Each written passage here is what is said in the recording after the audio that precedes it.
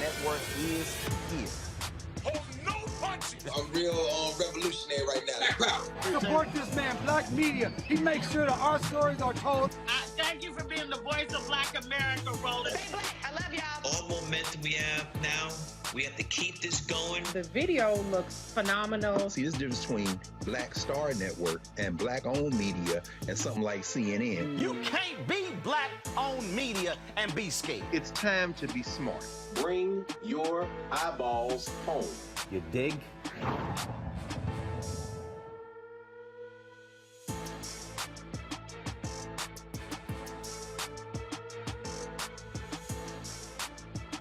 Wednesday, March 16, 2022, coming up on Roland Martin Unfiltered on the Black Star Network.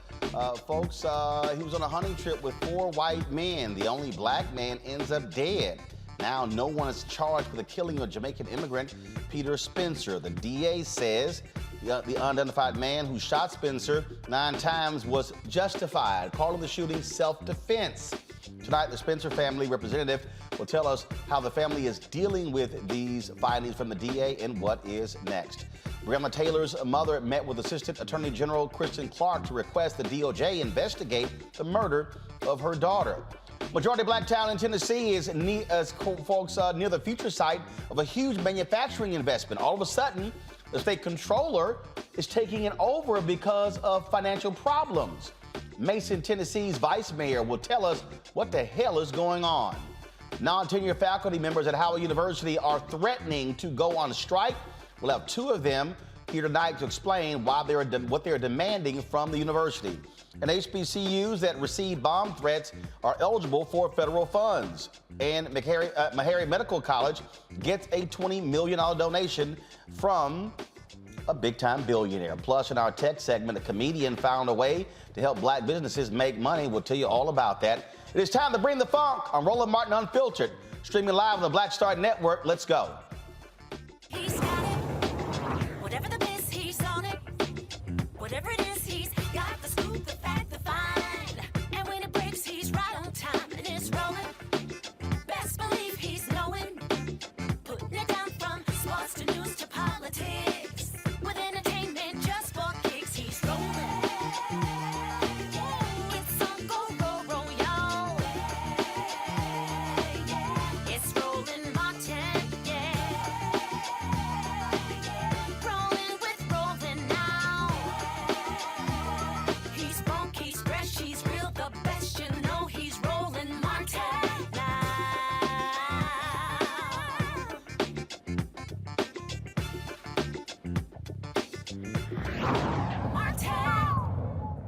You're going to... Pennsylvania District Attorney, folks, says no one will face charges in the killing of a Jamaican immigrant. Peter Spencer was shot 9 times while on a camping trip with 4 white co-workers.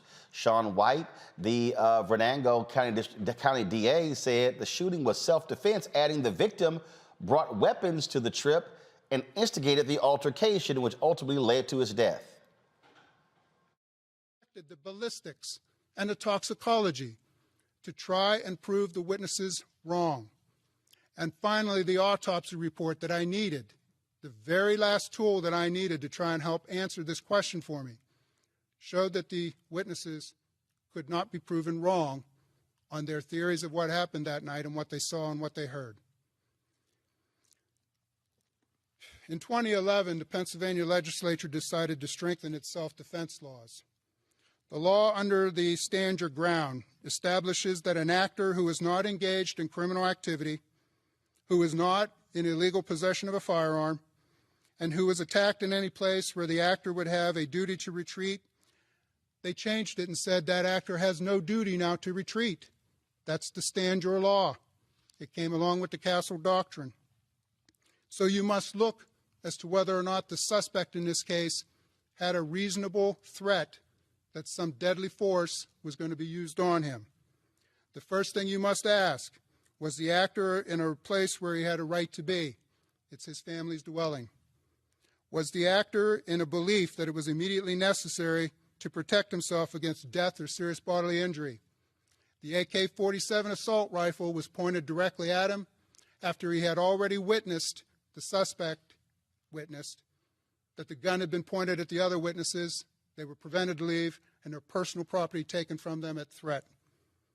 The person against whom the force is used displays or otherwise uses a firearm. That's what the AK-47 is in this case. Under the use of force, we believe in this case that there is enough evidence presented for self-defense that we are not going to be to overcome our burden and show that this was not self-defense beyond a reasonable doubt. And for that reason, there will be no charges filed against the suspect in this case, because we're not going to be able to overcome that burden. And that's the explanation that we've needed to give to you now for quite some time. But I want you to know again, the last piece of evidence I needed was the autopsy report. That came to me February 25th. It didn't take us very long afterwards to have our meetings, to invite the FBI, to talk with everybody that we needed to from a standpoint of collection of evidence, ballistics. I've spoken to Dr. Vey personally about this report. We've gone around the room on 2 or 3 occasions to discuss if there's anything else we needed to do. I don't believe there is. All right, y'all, so we got to unpack a whole lot here. Let's go to William Anderson, the Allegheny County DA, Democratic Black Caucus Chair, who joins us right now. I'm glad to have you on the show. Okay, I'm really confused here, William. So they claim that Peter just brought guns with him and just started shooting? Yes. It's first, thank you for having us, Roland, and staying on top of this. It's absolutely, ridiculous. Of course, all their stories would be, they would have their stories together after having over 3 months to prepare, right? I have a 5-year-old granddaughter that can, if you give her a week, she'll remember lines and stuff like that, let alone having, 3 months to prepare and get their stories together. So, these claims are outrageous, and it's just another case of, of black lives not mattering in this country. Again, I listened to the DA. I listened to him unpack all of this, and I'm still confused. I'm still confused. So as he lays this thing out, just all of a sudden, Peter goes crazy. It's 4 other people with guns. Peter just starts shooting?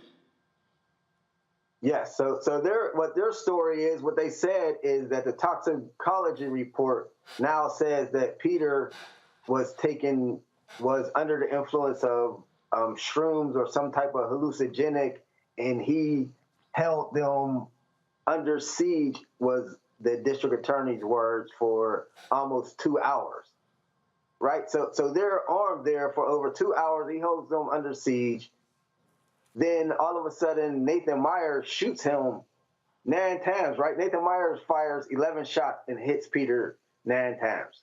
The district attorney says that the reason that Peter got shot in the back is because once he was facing Nathan and he shoots him, he falls forward, and that causes the shot in the back.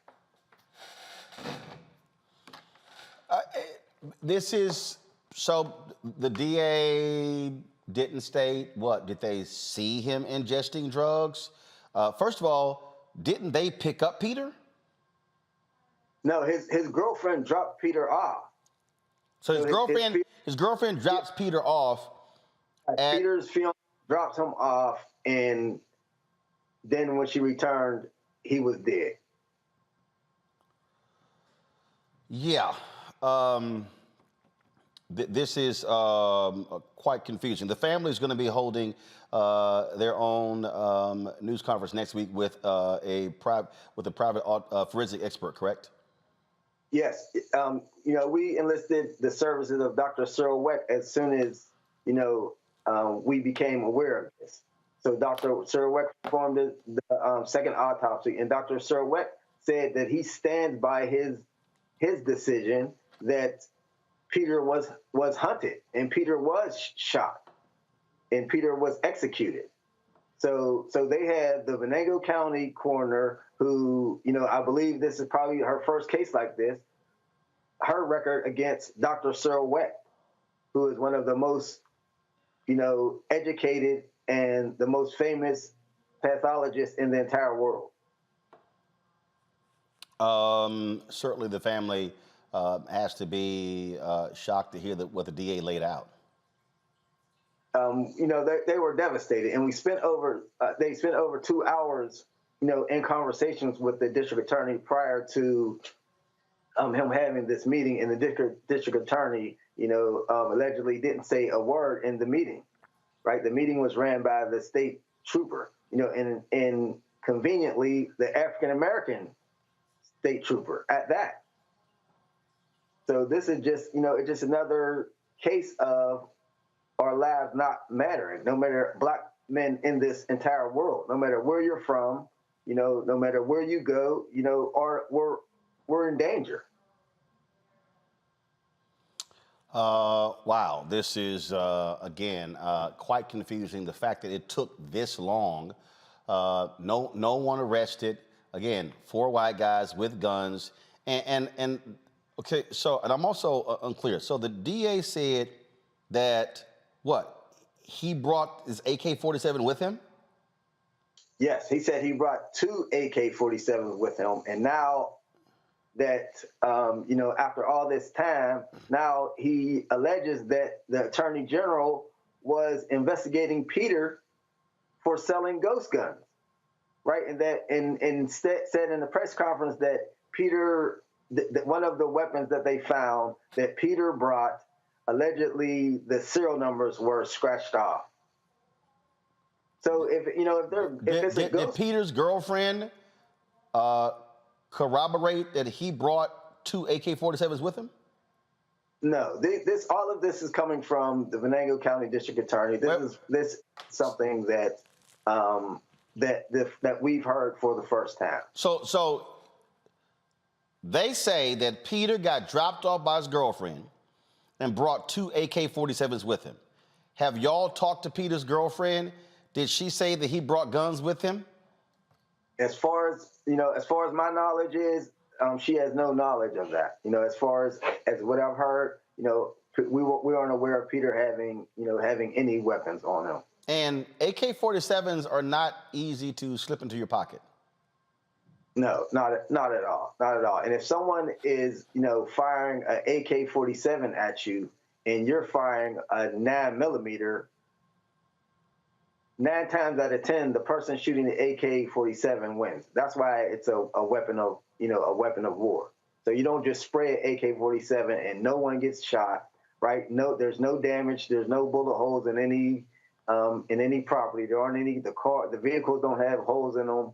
And we know from regular street violence on the street, anytime someone shoots an AK-47, there's all type of collateral damage that is a result, and you can tell that an AK-47 has been shot more than just saying that you have cartridges, right? It leaves holes in things.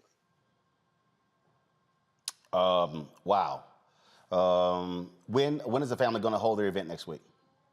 We're not exactly sure on the day, because the family is so devastated, and and the mother has basically had a total relapse of what she had when she found out that Peter was murdered. So she basically has gone through everything all over again, right? And had all of her dreams and her faiths in the system and in the faith in our country, all of that has collapsed. Gotcha. All right, William Anderson, we surely appreciate you joining us, giving us the latest update on this. Thank you. I appreciate it. Thank you for having me. I'm going to go to my panel right now. Breonna Taylor, political strategist. Robert Patillo, executive director, Rainbow Push Coalition, Peachtree Street Project. Monique Presley, legal analyst, crisis manager. Robert, I'll start with you. We've been covering this story, and it was strange from the outset. One guy, he's black guy's dead. 4 white guys never brought into the police station, not detained. The family was confused by this all along. He's dead. Now all of a sudden, we hear this story how he just lost his mind. He was on mushrooms. He brings 2 AK-47s. He holds them hostage, and then all of a sudden, he gets hit with 9 bullets. Yeah, the number of inconsistencies in this case, I think, definitely demands a statewide investigation. And we saw this in the Ahmaud Arbery case, for example, where you have the local district attorney there in Brunswick, Georgia, who refused to prosecute. Then a second district attorney refused to prosecute. Then finally, a third district attorney referred it to the to the Attorney General's office, where they did finally prosecute. And I do think that this will be one of those cases where the local prosecutor should refer this both to the statewide investigatory bodies and also to the Department of Justice in order to investigate this, because there are inconsistencies. If this is a hunting trip, then there will be nothing odd about bringing, quote unquote, an AK-47 with you. Now, it's very important also to understand the distinctions and differences. When someone says AK-47, more than likely they're talking about an AKM, not an actual Russian-made AK-47, something either a Chinese variant or a Romanian variant. Thereafter, you have to ask, are you talking about a Draco, a mini Draco, something that has a full stock on it, something that's made for long-range shooting, or is, as the attorney previously said, just a very street sweeper that's meant to enact maximum carnage? Then you go to the additional question of, well, if they're saying that this was self-defense, well, are we simply going by the word of the three people who may have been in cooperation, who may be co-defendants in determining this was self-defense, or is there any independent verification of this? So there are many questions involved in this case, and I hope that we do see higher judicial bodies investigate this so we can finally get to some truth and reconciliation, because right now there are too many holes in this for anybody to find comfort in the outcome which has currently been determined. This is, so I'm looking at this USA Today story here, Monique, and according to the investigation, the shooting suspect and witnesses describe how Spencer had earlier fired numerous gunshots from an AK-47 into the air, how he had called himself a god while demanding others to gather more firewood at the camp, and how he had pointed the rifle at two witnesses while taking their vehicle's keys and ordering them to the ground. Investigators said alcohol, marijuana, and psychedelic mushrooms were present at the camp. You know, the thing that is strange here is, I mean, if you're the DA, the only thing that you have here is what these guys said. So it's one dead black dude, 3 live white guys. They're like, yeah, dude lost his mind, went nuts, we shot and killed him, up, self-defense, peace out. But a lot of times it is a he say, she say in the beginning, and that's the point of proper investigations. And so it baffles me, especially since someone was shot in the back, that there wasn't even a trying of the case. I don't think that, I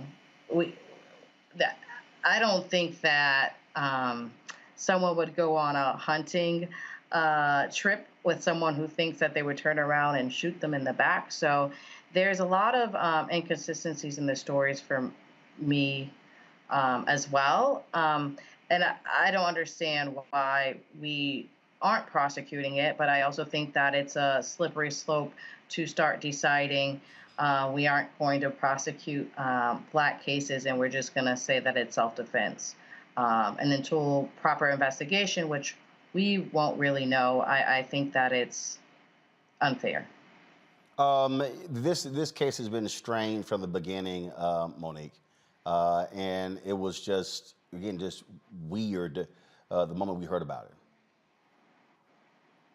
Sure, but strange things happen.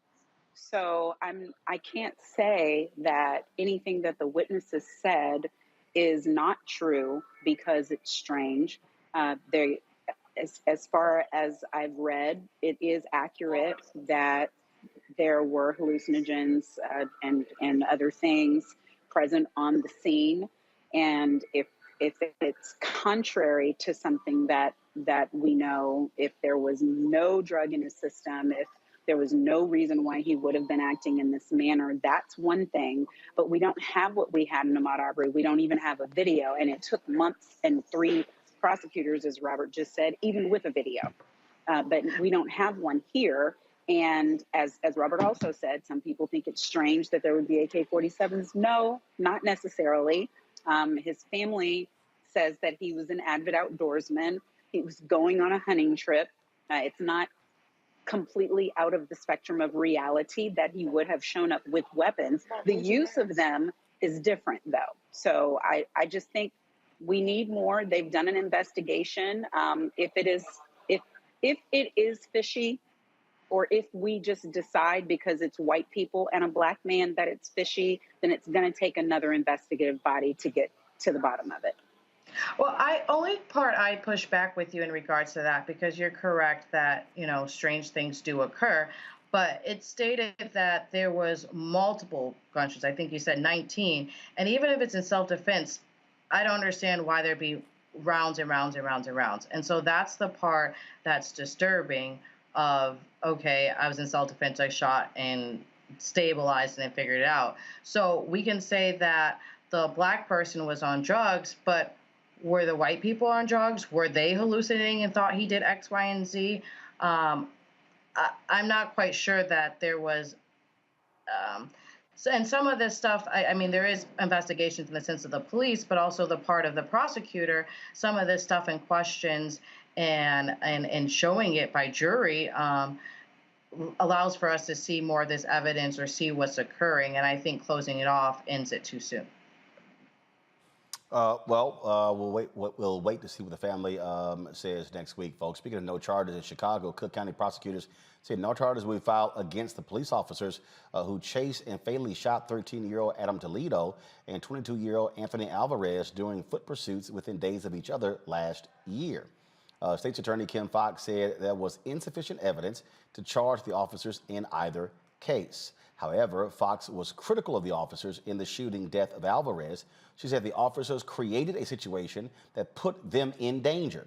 In response to the ruling, Toledo's family has filed a wrongful death suit against the police officer involved in the death of the 13-year-old. When you hear that, Monique, where the DA says, hey, cops, you contributed to this. Even though charges are not going to be filed against him, that's one of those things that cannot be overlooked, where police have a responsibility not to also heighten or instigate a situation that will lead to somebody dying. Certainly they have that responsibility, but there's civil and then there's criminal. So the attorney has made the decision, the state's attorney has made the decision, and other than that, what can we do but file a civil complaint? And that's what the family has chosen to do. And that's the right thing for them to do. But the thing here, Robert, that I think is important is that this is where, if you're the police superintendent, you've got to let officers know, look, if somebody's running away, do you necessarily have to pursue them and shoot to kill them? Again, death is death. There's no coming back from that. And so what do you think the police department should take away from what Kim Foxx says? Well, I think this is that price of doing business that police departments are willing to absorb, that millions and millions and millions of dollars, as we articulated a few shows ago, go towards paying out these settlements to families for police brutality cases instead of simply changing the policy within the department. The city of Atlanta, Los Angeles, other jurisdictions have instituted a no-chase policy unless there's an imminent threat to life and to the life of either officers or to the public. This was the Toledo case in particular did not appear to be an imminent threat to the community case, so there should not have been a chase initiated. We have technology now. We have helicopters. We have cameras all around. We have better ways of apprehending individuals who are of question other than simply chasing them and escalating situations. This also goes to that point of creating federal standards around police training and police and the level of equipment and also the types of criteria and standard need to be police officers, that if you're going to get federal funds, if you're going to get all these federal military surplus equipment, riot gear, rocket launchers, grenades, those sorts of things, tear gas canisters, the types of things we see police forces pull out whenever there's a quote-unquote riot or civil disturbance, well, in order for you to get that, there should be federal levels of training and federal levels of standards to go into who is on that force so that we can have some consistency across the board instead of it being mishmash of rules depending on what city and often what district within the city you're even in. So I think this reinforces the case for that George Floyd Justice and Policing Act, for us to have some congressional hearings on what needs to happen to get some really recommendations there. Go back to Barack Obama's 21st Century Policing Initiative, put many of those things into action so we can stop these things going forward, because families do not want civil settlements. They want their family members to be alive. We have to keep that as the guiding principle. Breonna? Yes, I totally agree. I think that I think there's not enough justice that we receive in Black America, and we need to really push prosecutors to go to the fullest extent. I do think that, one of the main issues just within the police force, the rule is, you said, Roland, to not shoot to kill. They're instructed that if you're going to actually shoot, like if you're going to pull out your gun, it is to kill. Because if you do not, that means you're not at threat, and then thus you should not use your gun. And so there's that dynamic that's playing within the police force that said, okay, well, if I use my gun, I'm supposed to shoot to kill. If someone is running and fleeing from you and you want them to stop, it becomes an ego trip of you using your gun just to make them stop. You should only utilize your gun when there's actual threat. And I think there's more and more blurry lines about whether there's a threat or not, whether we go from the hunting case, right, when we say it's self-defense, or we go to the police officer when someone is not complying. And I think that we're seeing now over and over and over again in all these cases that the standard in the line, the rule, is not properly applied across the board. Well, folks, let's talk about the treatment of African Americans by police. In a new poll by Associated Press, NORC, African Americans feel little has been done to close the racial equality gap in America. The poll reveals 70% of blacks believe a lot more needs to be done to improve the treatment of African Americans by police. 65% say the criminal justice system needs to treat African Americans more fairly. And 49% surveyed are pessimistic about police relations improving in our community. This is what happens when, again, Monique, you do not have the George Floyd Justice Act being passed. And also, we've yet to see actions taken by President Biden when it comes to executive orders. But also, all these people who tout, black folks don't support defund the police, they want to see more cops. This also speaks to how African Americans feel about still being treated by police. Right. I mean, and African Americans feel the way they should feel because we are disproportionately mistreated by police. So it's not bearing anything out but truth and facts. And everything that you say is true. There is no George Floyd Justice and Policing Act. There should be. There's not. That's the fault of the Congress, not the fault of the executive branch. And whatever executive orders they come out with, frankly, are going to relate to things that are pretty much already happening because it's federal, and where we need the changes at the state level. So voting matters. And I know people are exhausted and probably tired of hearing me say that, but we don't have the balance that we need to push these things through. It's not the Democrats that don't want them, and we don't live in Russia. Joe Biden is not a dictator. He can't force Manchin to do anything. He can't force Sinema to do anything. He can't force Marjorie Taylor Greene to have a brain. None of these things happen that way. We have to vote, and our vote matters. And when we have enough votes, we get the change that we need. That's all I got. Robert? Well, the only thing that I'll push back on is that it's funny how they can always find these bipartisan agreements when it comes to their money. That we've been trying to get a criminal justice bill, a police reform bill, pushed through for years now. You know, we had the Tim Scott Justice Act, we have the George Floyd Justice and Policing Act, and we cannot get a bipartisan agreement on it. But when it came to passing that $1.5 trillion bill that they dropped on Wednesday and passed into law on Friday, they got that done real quick. There were no questions asked. There was no Manchin won't do it, Sinema won't do it. You know, the Republicans are obstructionists. But when they want to do something, they can get it done. They found like $15 billion to into Ukraine. I guess it was in some couch cushions or under the mattress or something, but they found that and they got that done and turned around in a week. So we need to be pushing our political leadership to put the same level of interest, put the same level of intensity in protecting the lives of African Americans here as they are in protecting Ukrainians in Kiev. We have to ensure that if they want our votes again, because they're going to come back this year looking for our votes for the midterms, they're going to play the same old civil rights commercials, saying this is the most important election of your lifetime, XYZ. I want you to do whatever it took to pass that $1.5 trillion bill that you passed last week in 3 days. Put all that effort into passing criminal justice reform and passing police reform so we no longer have to fight these fights again. I don't think there's anything wrong with us demanding that from our political leadership and not taking anything less for an answer. Yeah, but they're racist, Robert. They're racist. Right, They're right. racist. So you're bringing up things that people get done because they don't mind getting them done. Maybe, yeah, they got to be squeezed a little bit. They got to have their wrist pulled back. They got to, get something in return for it a little bit. But it's something ultimately that doesn't go against everything in the fiber of their being that says that we are less than and deserve the treatment that we are getting. We need people who don't have that belief system. I can't change anybody's heart. Joe Biden can't change anybody's heart. Vice President Harris can't change anybody's heart. If their heart is black and full of hate, there's not enough bargaining in the world to change that. That changes elsewhere. So they have to go.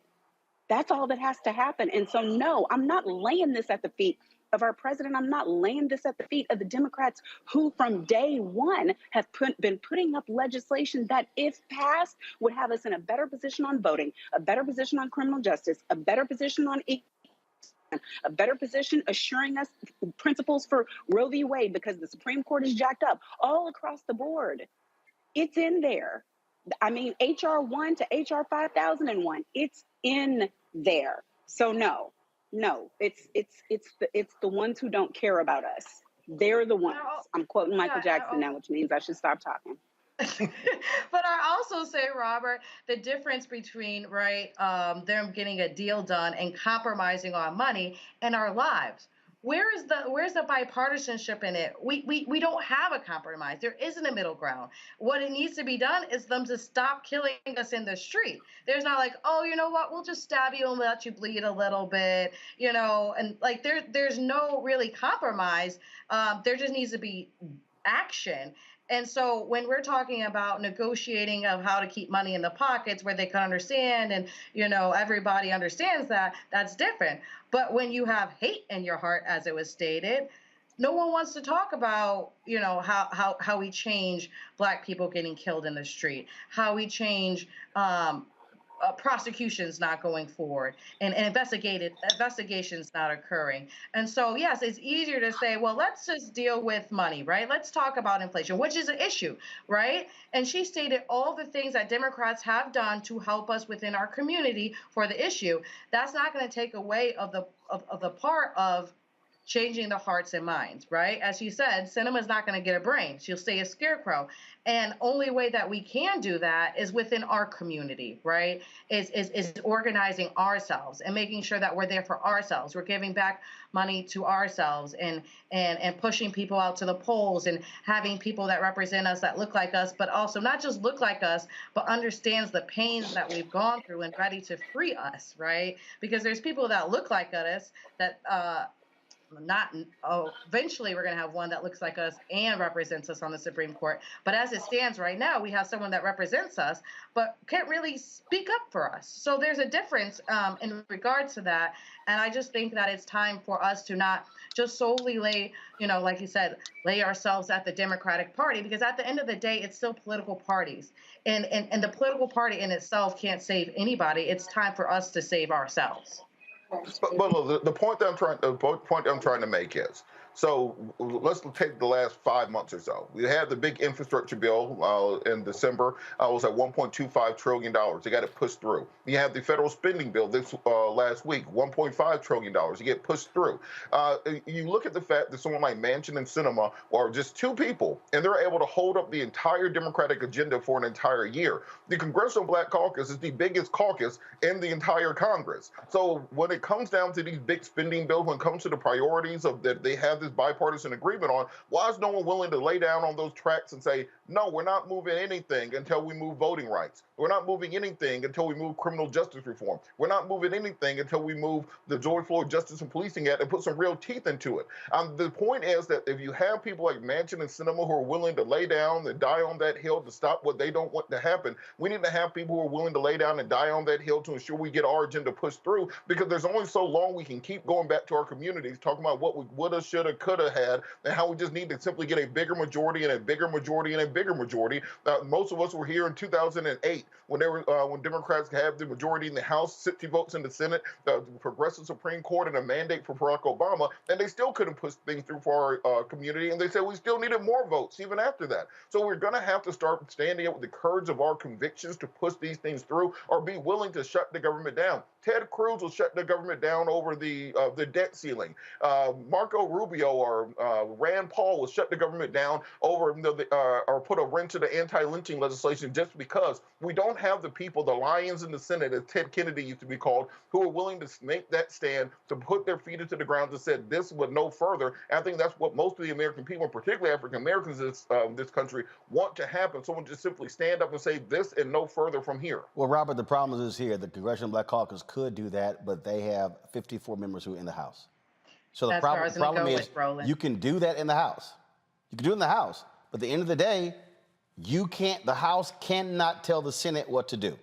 But Roland, my only point is we got 2 black senators. Sinema and Manchin can shut down all of government for a year. Why can't the 2 black senators do the same thing for black people stuff? That's my only question. Okay, but because the point is you're going to shut down. Here's the deal. You're going to shut down the Senate, and then what? Sinema Manchin still not move? Then what happens?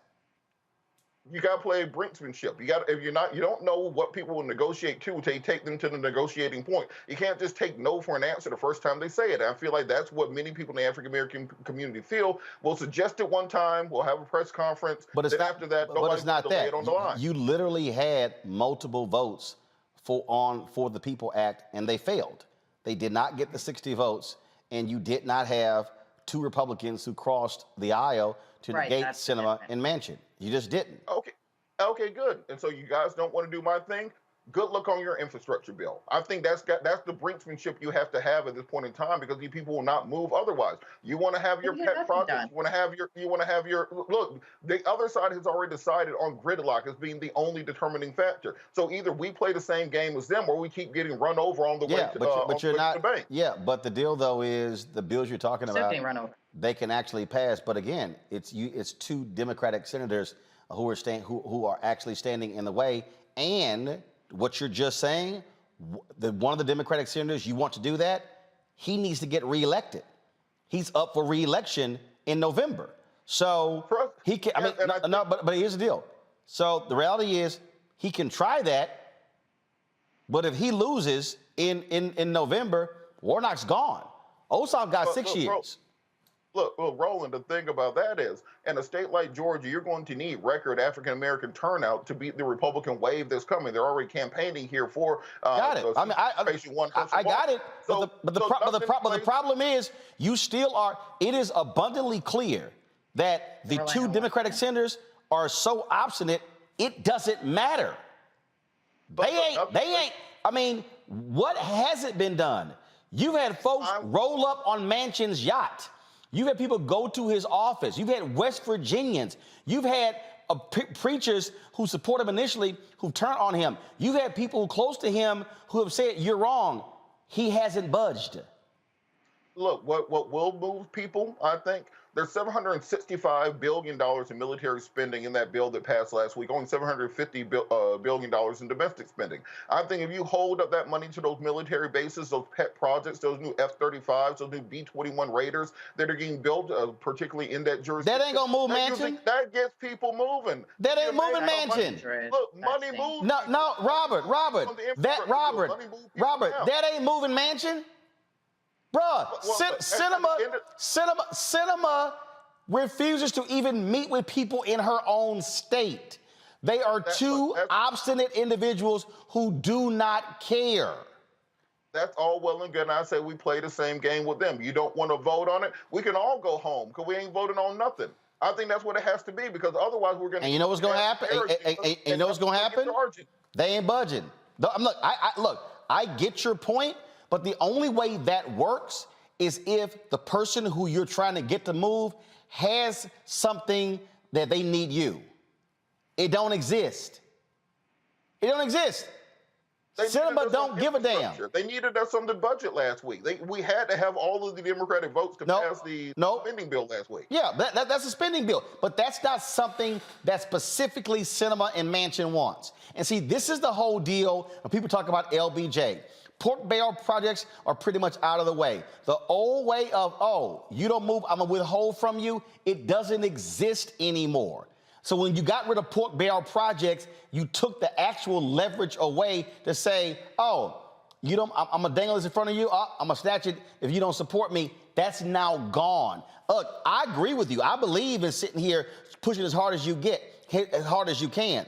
But these two folks here, they don't give a damn about nobody but them and the fossil fuel dollars and the Republican money that's coming both of their way. That's what's going on. So I hear you, and people keep saying, well, the CBC should do that as well, but they're in the House. The Senate don't give a damn if they lay down. Remember, Congressman Joyce Beatty got arrested in the Senate building over the voting bill. They ain't give a damn, and they still don't give a damn. Senator went to the floor praising John Lewis and still said, I'm voting against ending the filibuster. They don't care, which means you've got to win more seats to negate their 2 votes. I got to go to break. When I come back, folks, the story out of Tennessee is strange. Why is the state trying to all of a sudden take over this black town in Tennessee? We're going to explain when we come back on Roland Martin Unfiltered on the Black Star Network.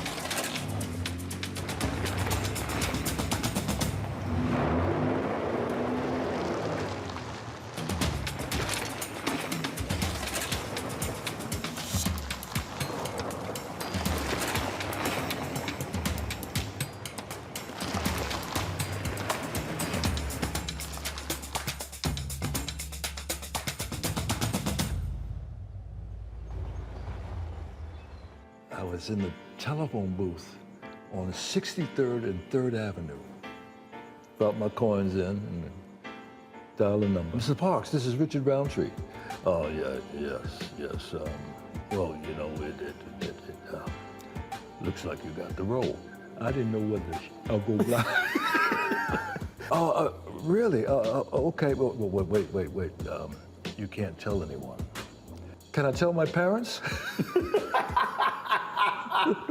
And I'm walking around town, and my fellow actors and models are saying, hey, you know what?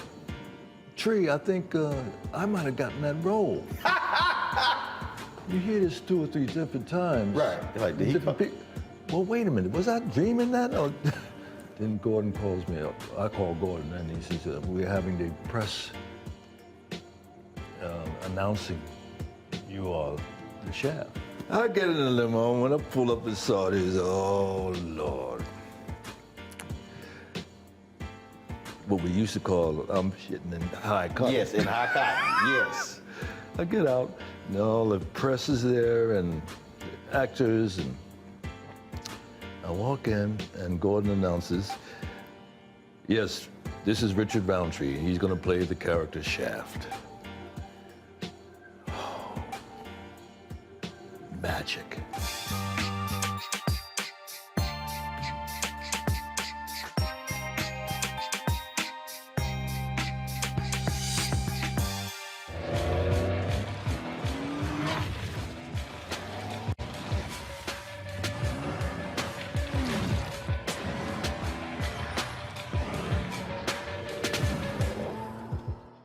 Hi, I'm Gavin Houston. Hey, what's up, y'all? It's your boy Jacob Lattimore, and you're now watching Roland Martin right now.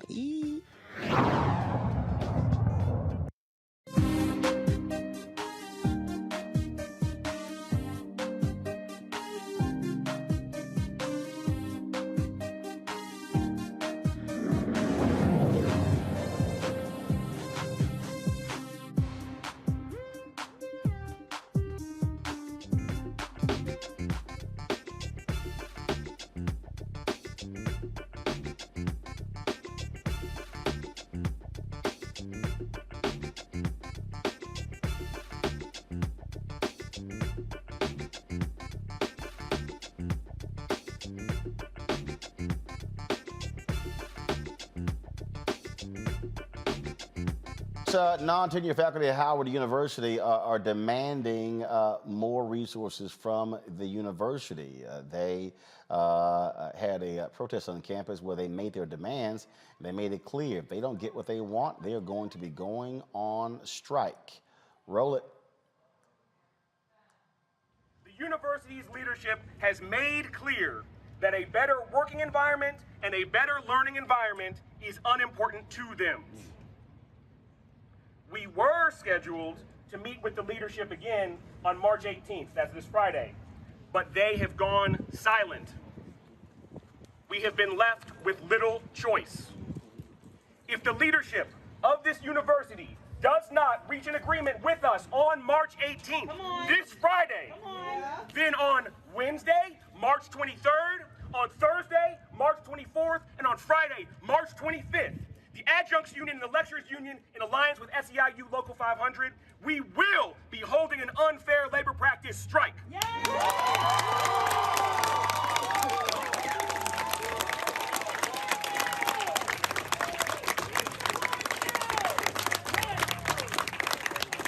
are calling on our tenured and tenure-track colleagues to stand with us and honor our picket lines during the strike.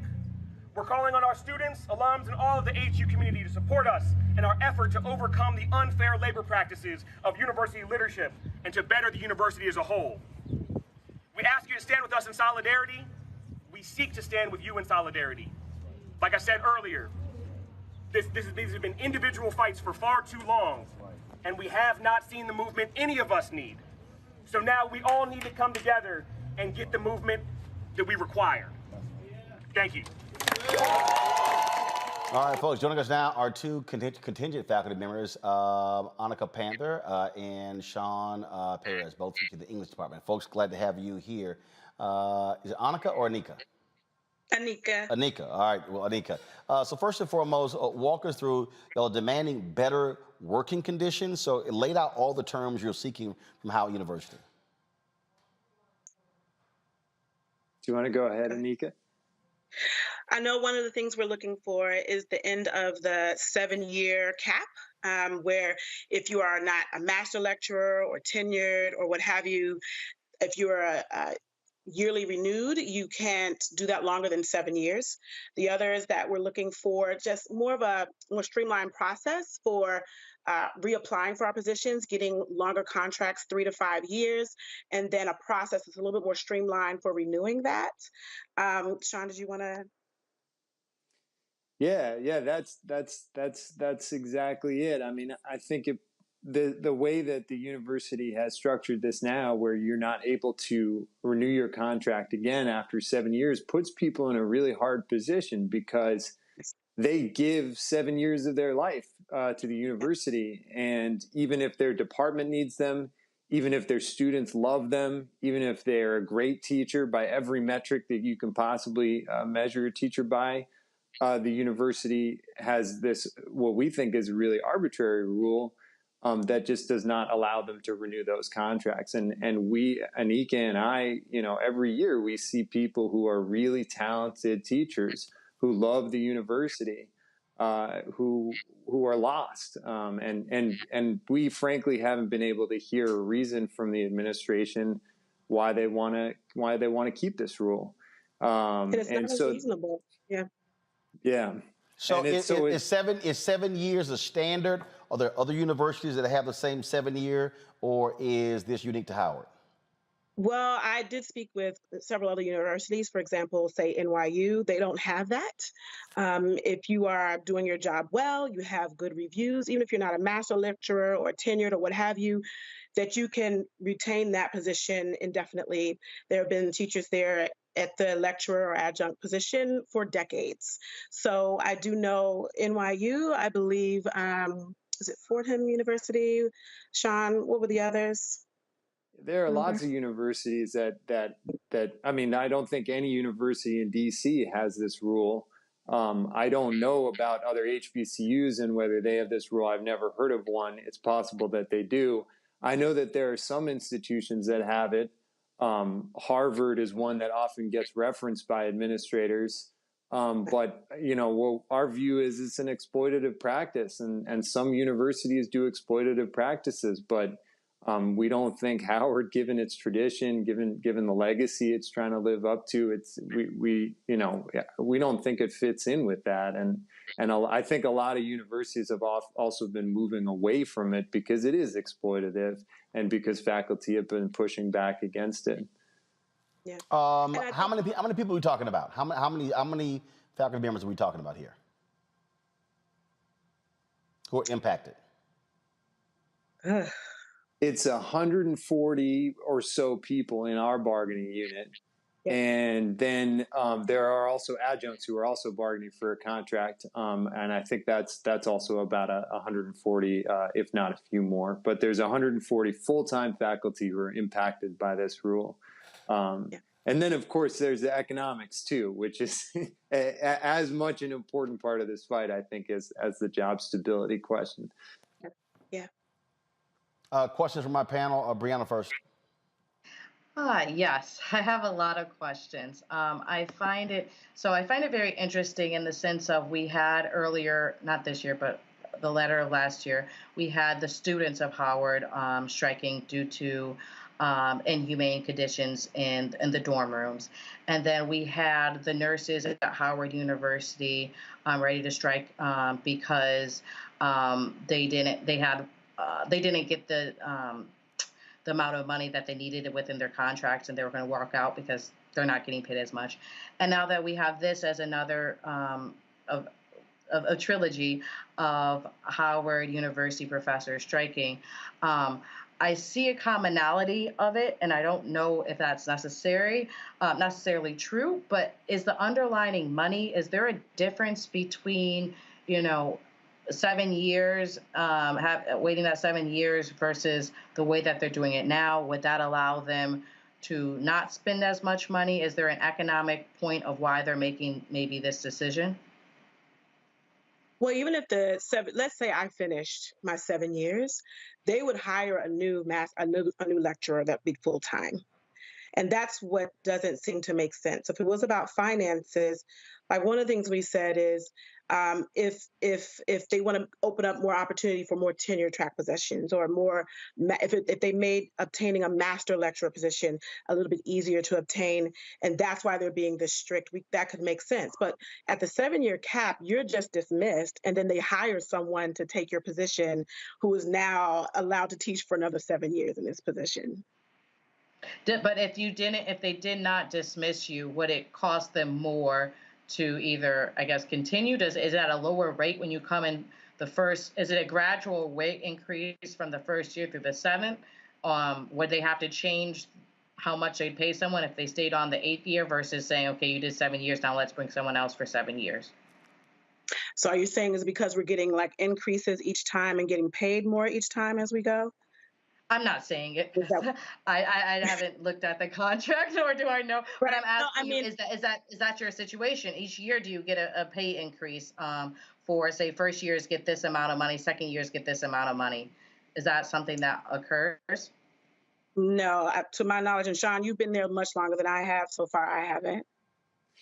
Yeah, no, we don't get any kind of wage increase year to year, but I think to your point, and I think to an extent, you're right, is that when you keep someone around for long enough, they're going to expect, because, as any reasonable person would, to have a raise every now and then, at the very least, to keep up with the cost of living. And this employment situation has allowed them to not do that, which I think another way of saying that is it allows them to pay people a lower wage than their kind of value is really worth.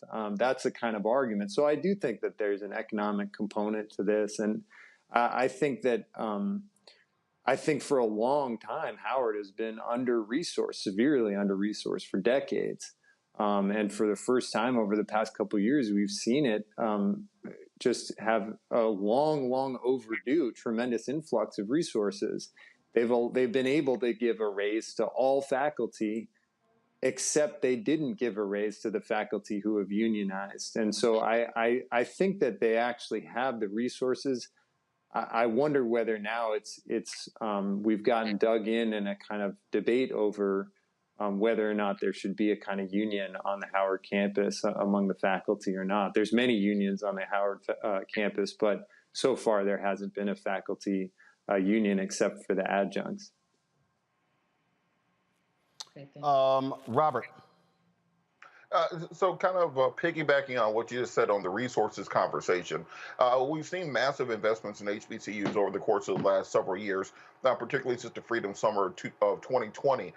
We've seen Mackenzie Bezos giving billions of dollars, Melinda Gates. We saw Ralph Lauren is doing a summer collection for Morehouse and Spelman. Don't know how Clarke Atlantic was included in that, but that's another story. How can we ensure that these additional resources that are being provided to HBCUs are working their way back down to faculty and staff and not simply being absorbed into administrative salaries or into new building funds and those sorts of things? What can HBCU alumni and the community at large do to ensure that this money is getting to where it needs to go?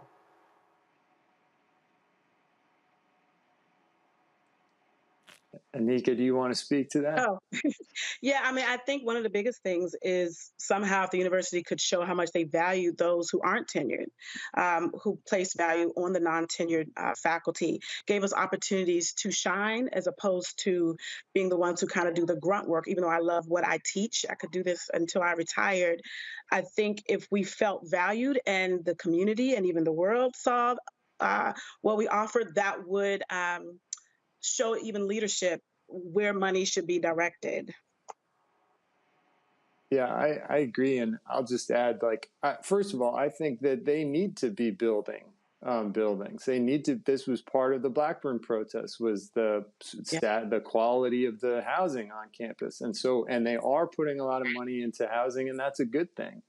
But I do think that this presents an opportunity as well to ameliorate long structural inequalities in terms of the pay for faculty as well. And frankly, it makes it hard to retain quality faculty. What I've experienced just being at Howard for 2 years is that it makes it hard to retain really high quality African-American Black faculty. I've seen a lot of my colleagues leave because of this 7-year rule or because of the low paid. I mean, Howard is the lowest paid for our job type in the DC area. When you account for cost of living, it's the lowest paid HBCU. So I think this is, and that Mackenzie Scott donation that you referred to, that was $40 million to Howard, and it was earmarked for faculty retention. So this really is where we think the money should be going. How do you get there? In this case, unfortunately, I think it's going to mean a strike, just because of how intransigent and how much impasse we've experienced at the bargaining table. All right then, folks, we appreciate it. Thanks for joining us, and we'll see what happens. What date have y'all set? Is it by Friday, and then you go on strike? Yeah. Yes. That's right. All right. Yep. If we don't reach an agreement by Friday. All right. Well, appreciate it. Thanks a lot. Thank you so much. Folks, Howard University sent us this statement. Howard University strongly values our faculty and their longstanding dedication to developing our next generation of leaders. We also respect the rights of our adjunct and non-tenured track faculty to use their voice to express opinions regarding financial sustainability and job security within the higher education field.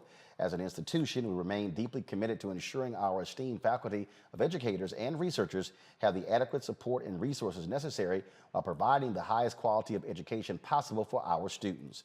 Over the coming weeks, we will continue advancing good faith efforts to reach an agreement with the union for both adjunct and non-tenured track faculty that addresses the needs of all parties involved. Folks, today at the White House, there was an event where Vice President Kamala Harris spoke about resources the federal government is going to be providing to HBCUs who have been hit with a variety of bomb threats. This is what she had to say. Today, we are announcing that HBCUs that have received threats that significantly disrupt the learning environment are eligible for grant funding through our Department of Education and the Leadership of Secretary Cardona. These short-term grants, known as Project Serve grants, can be used to hire more mental health professionals, to enhance campus security, and to provide specialized training to security staff. And again, they will only be given to schools that have received threats that significantly impact the learning environment. In addition, our administration is releasing a resource guide for colleges and universities with detailed information on detecting, preventing, and recovering from threats and acts of violence. And we will continue to work together with schools and houses of worship and all other impacted institutions to ensure safety and security. The FBI continues to investigate bomb threats made against at least 36 historically black colleges and universities in January and February. No devices were ever found at the schools. Also, folks, in HBCU news, billionaire Mackenzie Scott donates $20 million to Meharry Medical College in Nashville, Tennessee. The donation is one of several she has provided to historically black colleges and universities. Meharry President James Hydeth says the money will go towards campus infrastructure upgrades and academic program expansion. Meharry is the nation's largest privately independent historically black academic health sciences center dedicated to educating minority and other health professionals. This, of course, Breonna, look, she's donated a lot of money to HBCUs in the past year, and in many ways, her donations has doubled, if you will, or quadrupled the endowment of a lot of these HBCUs. This says a whole lot about the lack of resources they have. Right. And as Robert stated, we just need to make sure that we're pushing them to use the resources correctly. I don't agree with that. Maybe buildings don't need to be built, because the older they get, there does need to be some reconstruction. You can see differences of campuses when they do building projects. But I do think that it needs to be allocated properly. And I'm glad that a lot of HBCUs are receiving the funding. It's just sad to constantly see, though, the money is given, but there's still a lot of disparities with other schools, especially when they have high endowments and stuff like that. So still encouraging alumni to get involved and keep up our HBCUs within our community as well. Obviously, that's critically important, but Robert, no doubt the resources that Mackenzie is providing is critically important, and it shows you again how one person can have a huge impact when it comes to supporting HBCUs. This is probably, I mean, I think it's the 10th or 12th HBCU that she's given at least $20 million to. You're right, and I think this also points to the fact that we have got to start, one, engaging our alumni more so, and also engaging our community in a broader extent. We shouldn't have to depend on Mackenzie Bezos to float the HBCUs. We should be able to depend on our own community and make. We were very thankful for the gifts from her, but we can't count on those coming often. You know, Elon could probably chip some money in, Jeff Bezos, Bill Gates, all of them could, but we have to make sure that we internally have a sustainability model where we are funding our communities, because the majority of our black doctors are coming from HBCUs. The majority of our black lawyers are coming from HBCUs.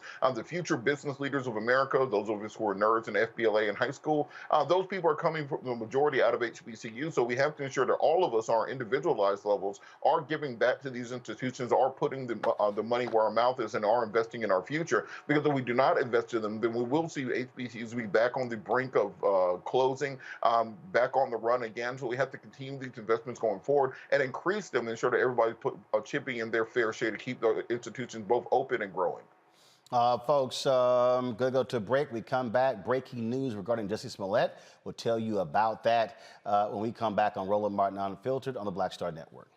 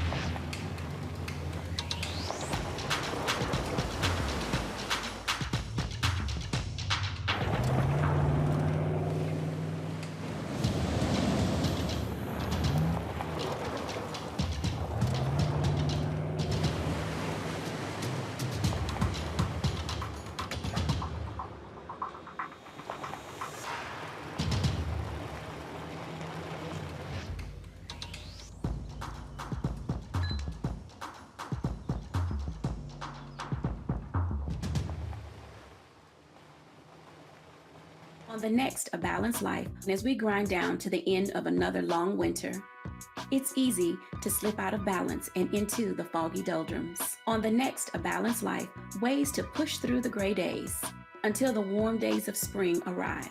Join me, Dr. Jackie, on A Balanced Life on Black Star Network.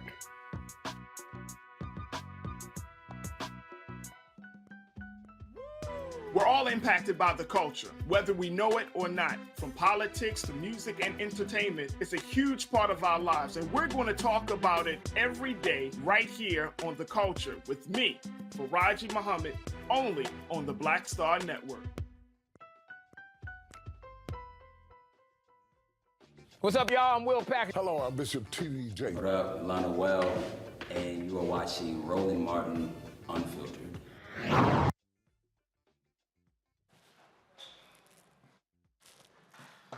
All right, folks, some breaking news out of Chicago. An appeals court has ordered Jussie Smollett to be released from jail. His attorneys had appealed him being in jail because they say, first of all, he said he should not have been placed there, that the judge should have allowed him to stay on bail pending his appeal.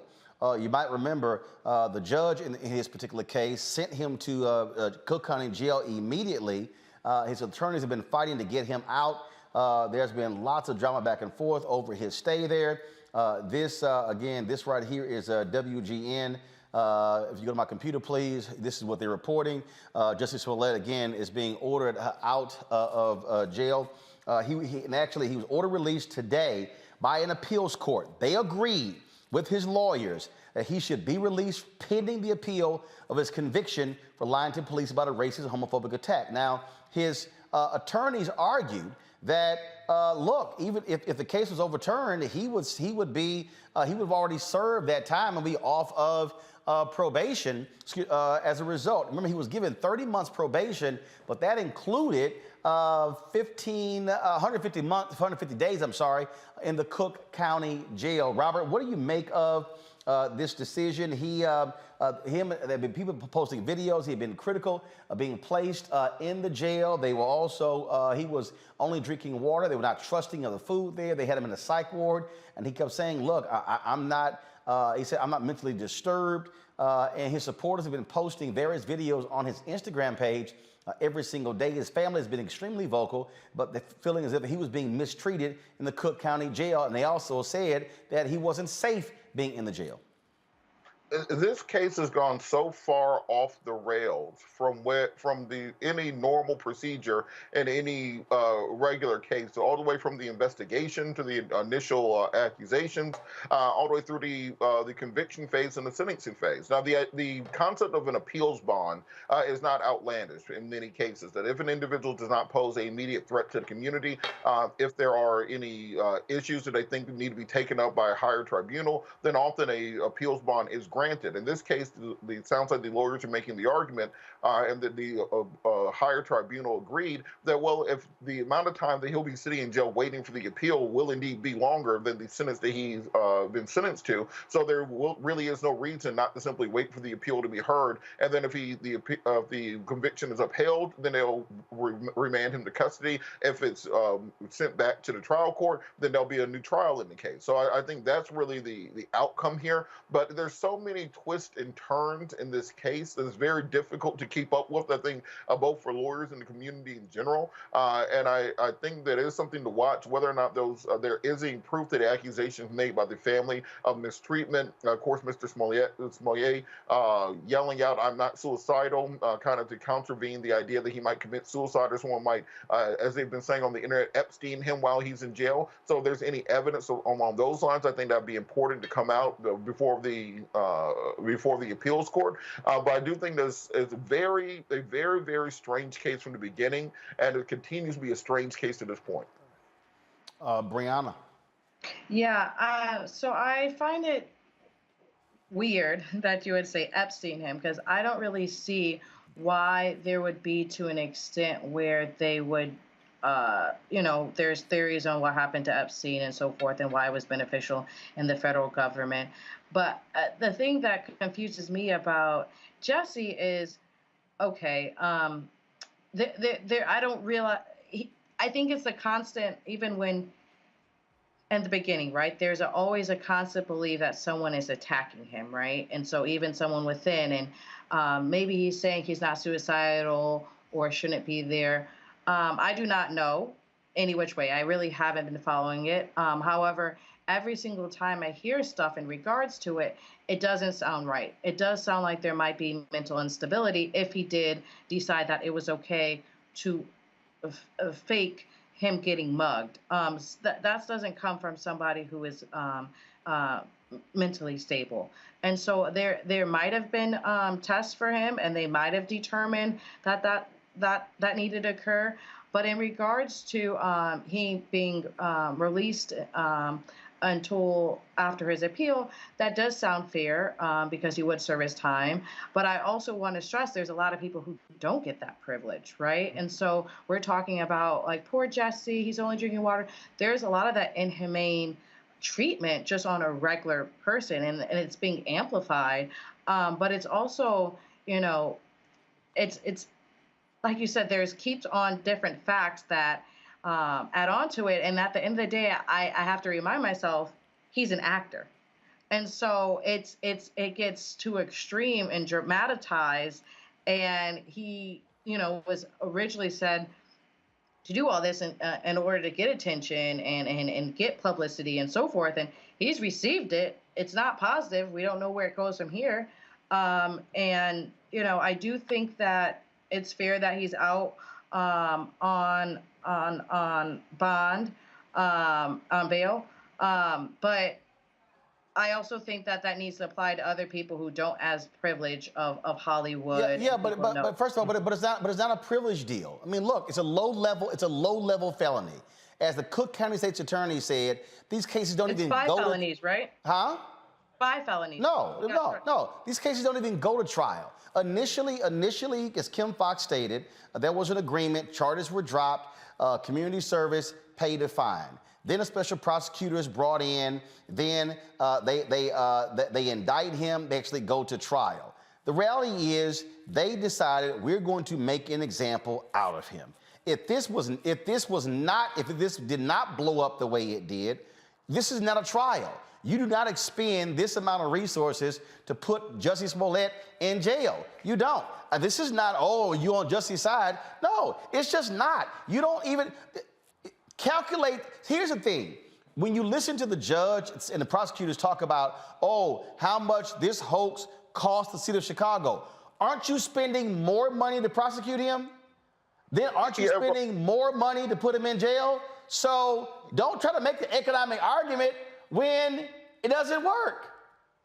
You're right about that, Roland, but at the same time, he could have just said, look, I made a mistake, I did it, I'm sorry. But hold up. There probably would have been a plea deal. But Robert, hold up. He could say that, but he has a right to say, I didn't do it. All of us can say, nah, bruh, 100,000 people can say, nah, bruh, you guilty. He still has a right to say, I didn't do it. He stands by his side, I did not do it. It doesn't change the fact it's still a low-level crime. But Roland, understand that, look, as a defense attorney, I completely stand by that and I believe that. But at the same time, when you make that decision, you also make the decision, well, I'm going to take this 150 days in jail and these fines and all this probation in my record, having a felony on my record and all those things. So you can't just say, well, I'm standing on my truth, but also not accept the verdict of the jury, not accept the verdict of the state against you. I want him to explore every option for appeal going forward. I want him to take it to every tribunal possible. But at the end of the day, if you you are convicted of those things, you can't try to use your celebrity, your wealth, your notoriety to get out of the same punishment that Leroy on the street might have because of who you are, who you're connected to, who your family is. I think we all want fairness and justice and equity in the system, and that nobody should simply, because of wealth or because of notoriety, have a different standard than other people. And there are plenty of people sitting in jail right now on low-level felonies or misdemeanor charges who did not get an appeal bond. Actually, hold up. I got to stop you there. The Illinois governor has been very vocal about not putting people in jail for low-level crimes. And so, and again, here is the oxymoron. You right now, you have a state's attorney who has been running on that. Why are we imprisoning people for low-level crimes? You have a governor saying the same thing. And now because it's justice, oh no, throw his ass in. The bottom line is this here. I can see this for exactly what it is. Chicago cops, the city was pissed off. They got lots of attention from it. Got it. Okay. But the fact of the matter is, this low-level ass crime has been going on now for 3 years. Here's it, and remember, the state's attorney, she adjudicated the case. They dropped the charges, fined, community service. A judge appointed a special prosecutor who investigated her office, and then so they reopened it.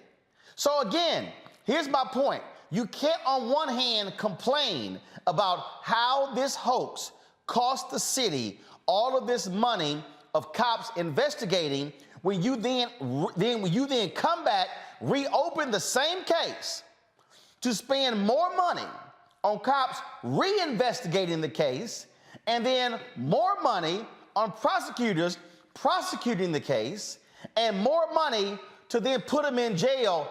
The argument simply doesn't hold up. This is, frankly, the folks in Chicago can be pissed off, but let Kim Foxx do her damn job. They should not have appointed a special prosecutor to reopen the case, to spend more time and money. So they can't complain about the time, the money, and the length when actually the reopening is the reason why you're spending more time, more money, and we're still talking about it. But Roland, I think also we talk about this being a low-level case, and it's a low-level case because they kind of figured out what was happening pretty quickly.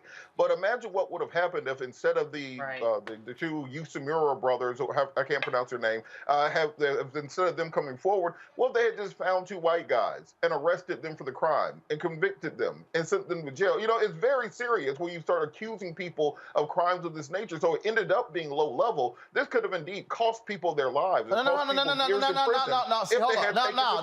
No. What we're not going to do is the woulda, coulda, shoulda. No, we're going to deal with what actually. No. Was anybody else arrested? No. Was it investigated? Yes. Was it two white guys arrested? But Robert, it's not a question of what could have happened. Okay? Now, what you described is if what you described actually happened, then what you're saying then applies. But the hypothetical of, well, this could have happened, so therefore it doesn't apply.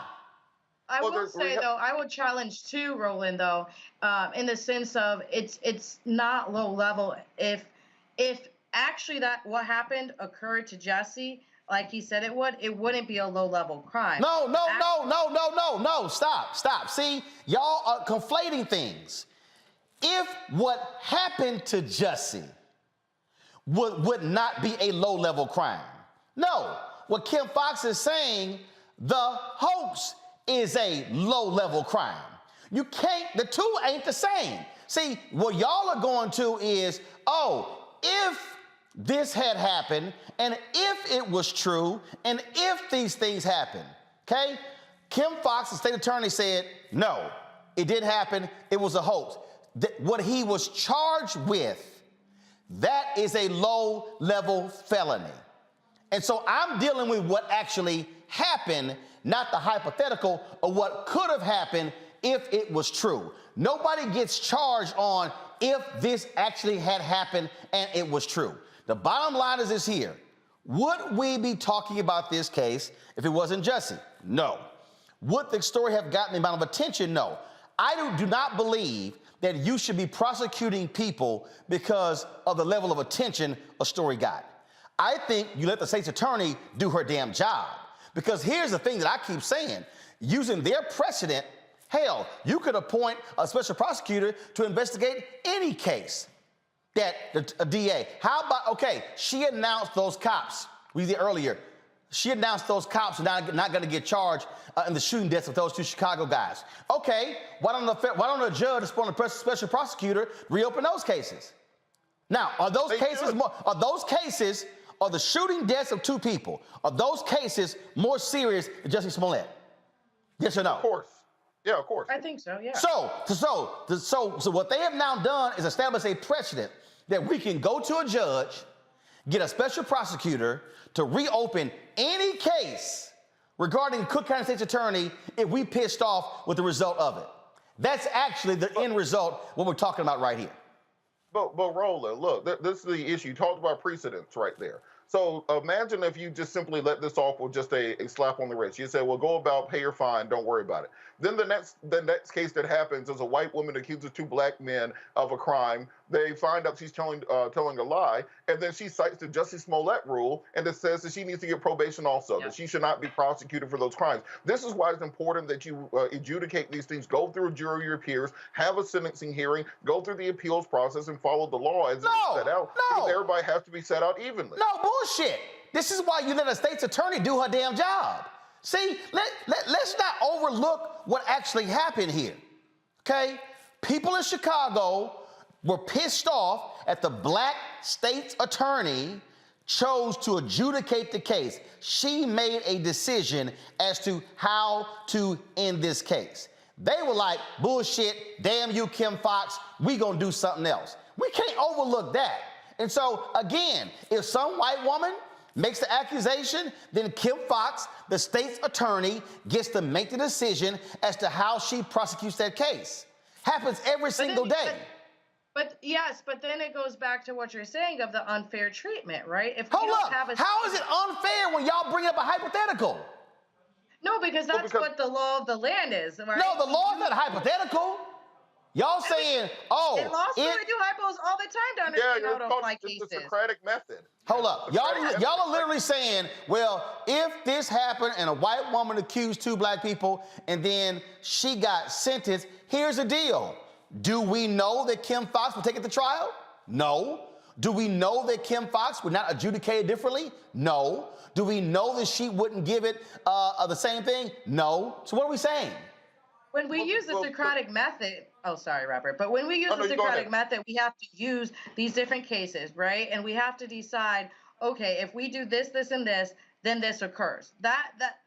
When we're talking about, okay, we already know that it's guilty, right? And so then we have to go into what is the punishment for the crime. And so another example is, okay, I mean, don't go into hypos, but that's how legal theory is actually applied. But say that someone sees Jussie do this, he gets tapped on the wrist, and then we start seeing copycat crimes, and then we have to a point where a black community, it's like calling wolf.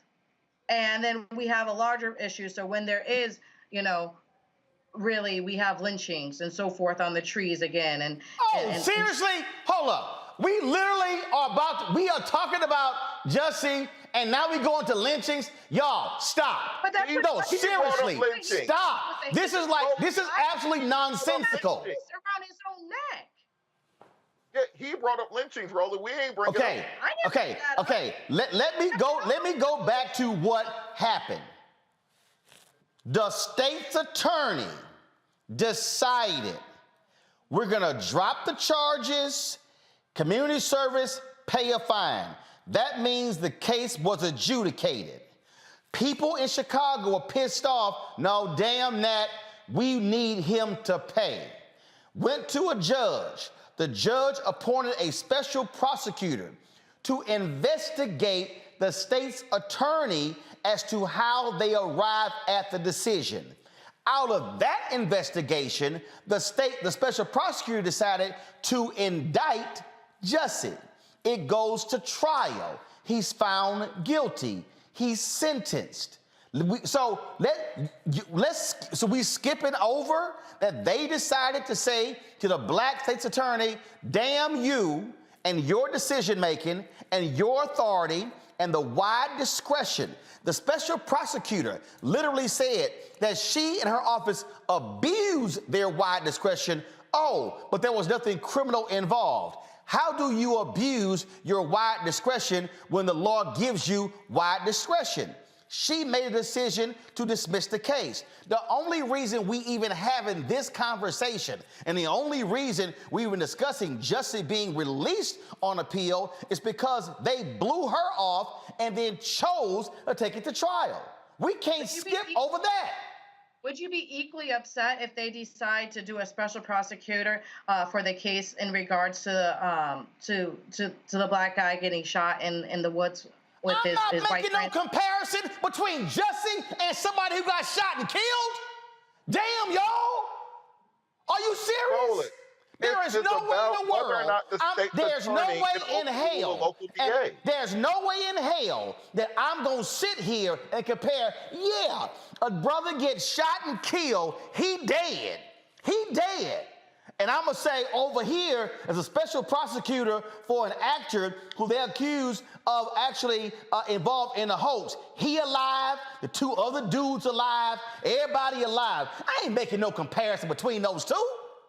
They ain't even apples to oranges. Roland, you were just talking about the question of whether or not a district attorney should be overruled by a special prosecutor or a state's attorney. The story we did tonight was about a district attorney making the wrong decision in all of our determination and the need for the state's attorney or special prosecutor to step in and prosecute that case. I don't think there's anything wrong with that when there's questions. So the whole point is fairness, setting a standard where everything can be judged by and adjudicated by. We want to make sure that anybody, regardless of your celebrity, regardless of fame, regardless of race, that you can expect a similar outcome. We can't simply have capricious outcomes based upon the whims of the district attorney. We also can't have capricious outcomes when, we pissed off in this case, so now we're going to request a special prosecutor. Look, how about this here? A special prosecutor should be requested in special circumstances. A bullshit hoax ain't no damn special circumstance. I'm sorry. That's BS, okay? And the fact of the matter is, to complain about the money and the time spent, when you choose to prolong the case to prove what? Oh, we're going to make you pay because of what you did here. Man, that's some bullshit. Melina Abdullah, she's with the Black Lives Matter. She joins us right now. They've been, Patrice Cullors and others, they've been posting videos of Jussie's Instagram. They've been talking about free Jussie. Melina, glad to have you here. Again, what's amazing to me with this story, and again, if you think that Jussie is guilty, fine. That's fine. But it's a low-level crime. So how can, on one hand, we talk about we should have the First Step Act and release folks from prison who have committed drug offenses, nonviolent offenders, never convicted before, this was nonviolent, all of the factors, but then, no, throw them in jail. Bottom line is, we see what happened here. They were like, yo, you gonna pay for this. We're gonna make an example out of you. And this wasn't theft. It wasn't a shooting. It wasn't murder. It was none of that. That's right. That's right. So from day one, Black Lives Matter has been saying that we stand with Jussie. I can say that I believe him. I believe him. I believe he is actually a hate crime victim. I believe that the whole story and the way in which he was framed up, set up, comes from a long history of Chicago police, especially lying. But also, when we think about what happened, the idea that Kim Foxx's ruling, that the agreement that had been reached where he had already done community service, paid a restitution, could be then overruled by a special prosecutor is absolutely ridiculous. And I'm not a lawyer, but it feels like double jeopardy to me. I also want to lift up that this is a class 4 felony, which means in most states it's not even a felony, it's a misdemeanor. It should never have come with jail time. I was fortunate enough to be in the courtroom during the sentencing hearing. And by fortunate, I mean because I got to experience the love of the Smollett, the strength of the Smollett family. But what it felt like, the judge, Judge Lynn, felt like a slave master, like the way that he, it was white supremacy, seething white supremacy, when he thought that it warranted a near 30-minute scolding, telling Jussie that this is not just about the crime, but about the person that he is, calling him arrogant, which is, to me, the equivalent of calling a Black man an uppity Negro, right? This was absolutely an effort to come for Jussie because he's a Black man, because he's an outspoken gay Black man, because he stands with the movement, because he refused to go silently and kind of put his head down and issue an apology for something that he didn't do and shouldn't be apologizing for. See, look, here's the thing here that again jumps out on this point that I need people to understand how we even got to this point and really what's going on here. You've got folks in Chicago who are cops who are still pissed off that Jason Van Dyke was prosecuted in the death of Laquan McDonald. You've got cops in Chicago who are pissed off that Kim Foxx, the Cook County State's attorney, as well as the Governor Pritzker, they have been releasing people for marijuana convictions and getting them out of jail. You have literally happening there an effort to say, why should we be locking up low-level offenders? Folks, listen to me. You've got a white sheriff, Tom Dart, who has been saying, we are incarcerating too many people in Cook County Jail. He's the sheriff. He's the one who runs the jail. So if I am to take all of that into account and then say, who should we be putting in jail? This ain't got nothing to do, it's because it's Jussie. No, what I'm saying is, if we gonna say on one hand, we shouldn't be putting low-level, nonviolent offenders in jail, then why in the hell is he in? And this ain't caping for Jussie. It could be anybody. But this is part of the deal. What we have to recognize here is that this is, we gonna make you pay. And here's the deal. If you actually believe that Jussie lied and this was a hoax, that's fine. It still don't make sense to sentence the man to 150 days in jail. I would rather have people who are in jail who need to be in jail. If the judge said, I'm gonna hit you with 150 days of home confinement, where you can't leave your home, electronic monitoring. I ain't got a problem with that. Now, somebody might still say that's too much, but if that was a deal, I'm talking about literally the amount of taxpayer dollars being wasted to make an example out of Jussie Smollett, and it can be Jeffrey, he could be Jamal, he could be whatever. That's really what's going on here, Melina. That's what we're looking at here. That's absolutely right. The one point I would make is, one, I do believe Jussie. Your point is absolutely right. You don't have to believe Jussie to believe that he doesn't belong in jail, to believe that the sentence is wrong.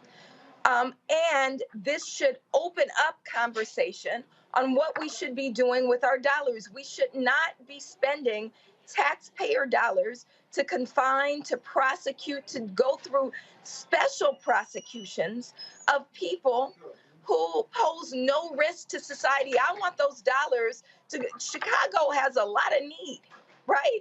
I want those dollars to go to resources to people in Chicago, and we should all want that.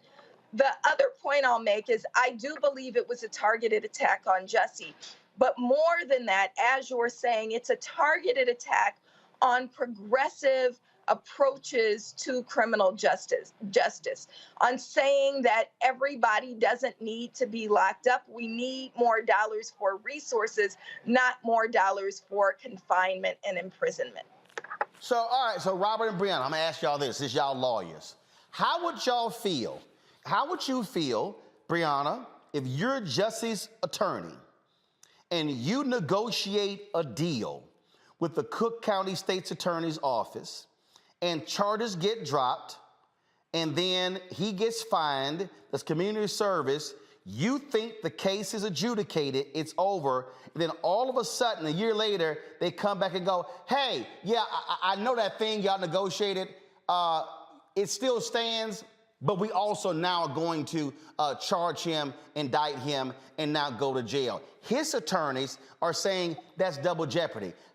I'm telling you what actually happened. How would you respond if you're the attorney to say, oh, we adjudicated the case, we're gonna come back and get you at a second time?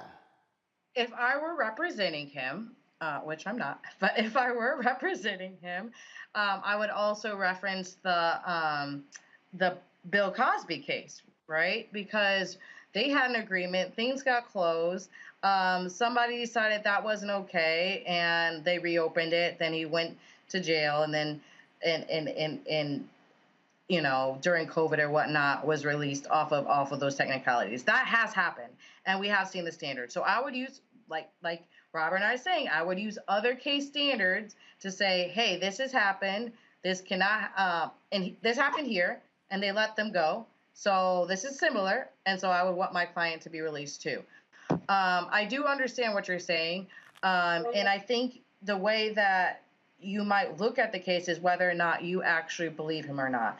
If this actually happened and he has to go through 3 years of this for just reporting something that was hate towards him, think about how that deters other people from reporting hate crimes. And there's always been a deterrence, right? There's always been someone saying, oh, that didn't really happen. Oh, it wasn't a hate crime. It didn't elevate to that. It's a higher standard to prove that it was a hate crime.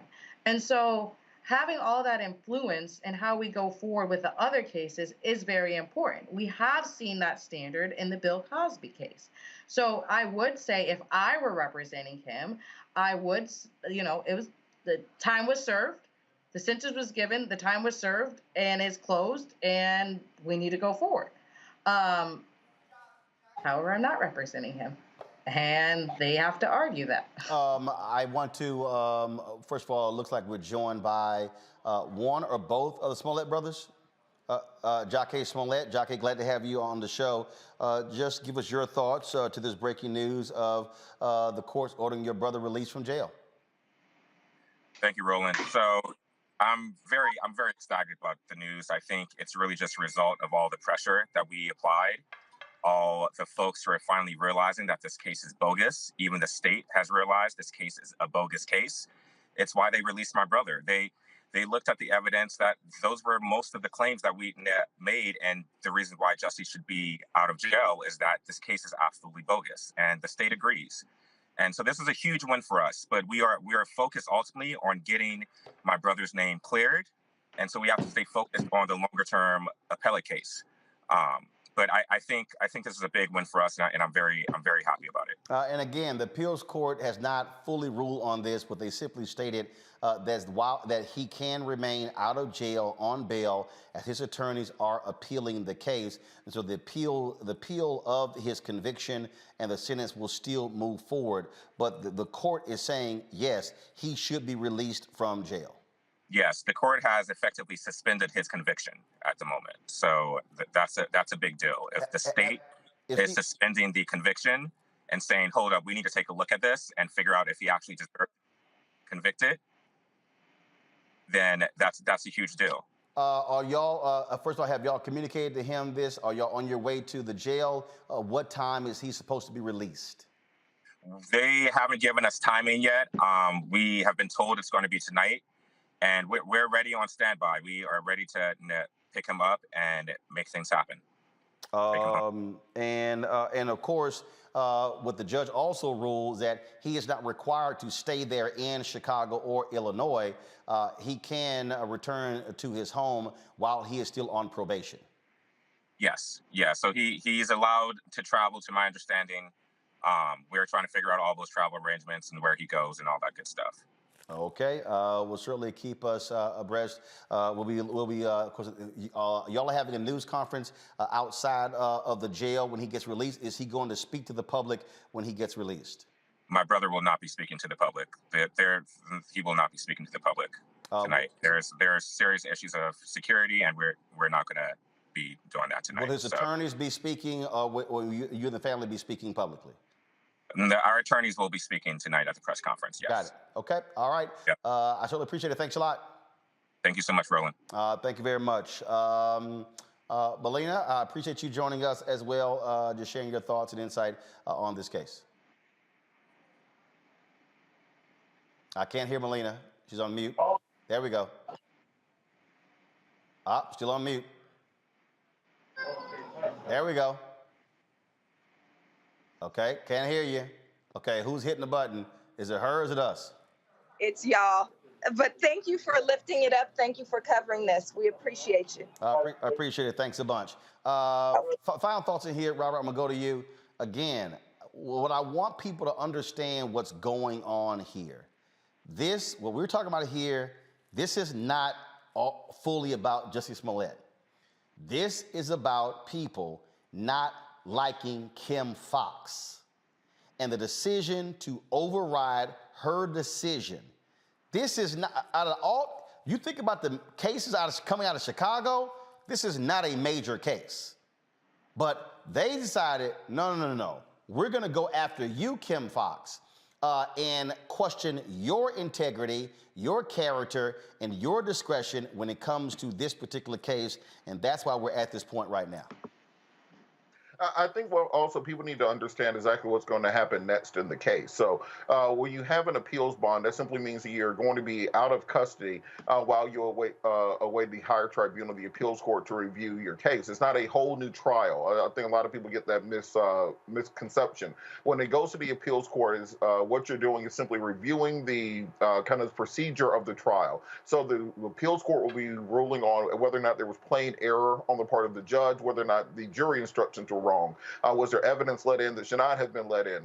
Were there motions that were objected to, that they failed to raise an objection to, that should have been objected to, those sorts of things, more of a ball and strike type hearing. Now, if it is found that there were trial errors at the trial court level, then they do have the ability to remand the case back to a trial court, either for an entirely new trial or simply to rehear the particular issue that was that they found there to be an error on. So there are a lot more steps here before we can say that Jussie's name has been quote unquote cleared.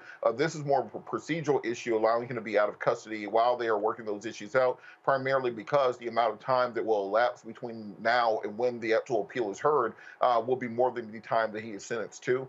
So I do think there's something that people need to monitor and pay attention to what precedent is being set by these issues, because since it is a high-profile case, there will be lawyers looking at this all around the city of Chicago who will be making these same motions saying, well, look, my client is a nonviolent first offender also. He should be out on an appeals bond awaiting sentencing also. So we do want to see what precedent this will set and what criteria are being put out there, because it will reverberate through the legal community for years to come. Indeed, but I want our people to be very well aware why we're even having this conversation today. Because it's a procedural conversation. Huh? It's a procedural conversation that you're stressing. No, it's not a procedure conversation. No, it's not. We're at this point today. It's because there are people, as Kim Foxx put in her editorials that ran the Chicago Sun-Times, the Chicago Tribune, there are people who do not like progressive district attorneys. Understand what just happened in Texas. You had 11 prosecutors run against progressive judges in Harris County who put forth historic bail reform. They were backed by the police unions. I need people to understand there are forces in this country who are pissed off that low-level offenders are being released. You have the attacks on Alvin Bragg, the district attorney in Manhattan, on the same thing. There are people, I need everybody listening to me right now to understand what's going on. There are people who do not want folk released from jail. There are people who have made their careers off of locking people up who look like us. There are people who want to keep folks in the prison system for a variety of reasons. And so so if these folks did not target Kim Foxx, we're not having this conversation today. There is no judge calling out Jussie. There is no sentence of 30 months probation and her first 150 days in jail. There is none of that, but they chose to say, damn you, Kim Foxx, you don't get to do your job, which the people of Cook County elected her to do.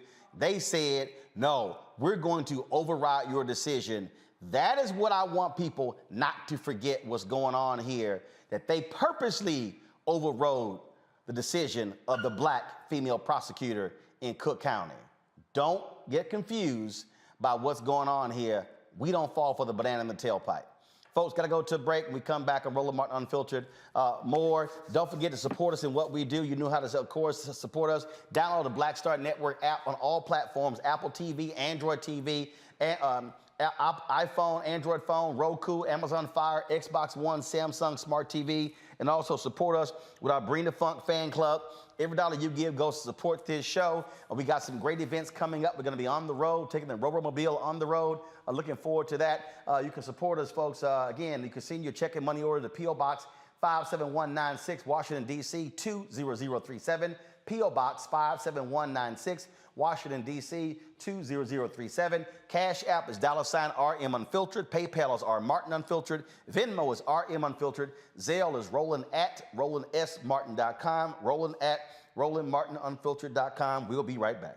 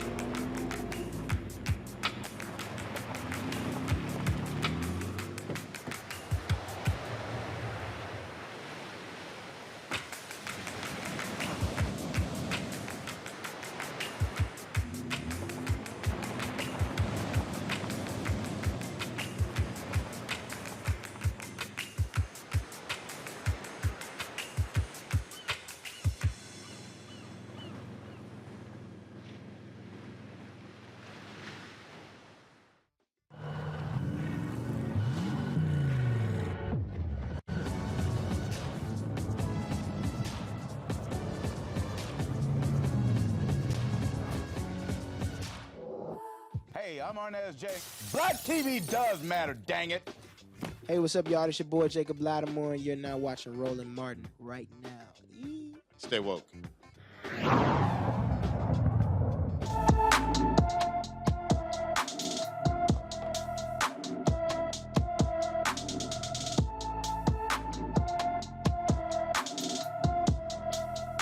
Folks, Paris Jones was last seen in Wildwood, Florida on January 28th. The 17-year-old is 5 feet 3 inches tall, weighs 130 pounds, with black hair and brown eyes. Anyone with information about Paris Jones should call the Sumter County, Florida Police Sheriff's Office at 352-569-1600, 352-569-1600.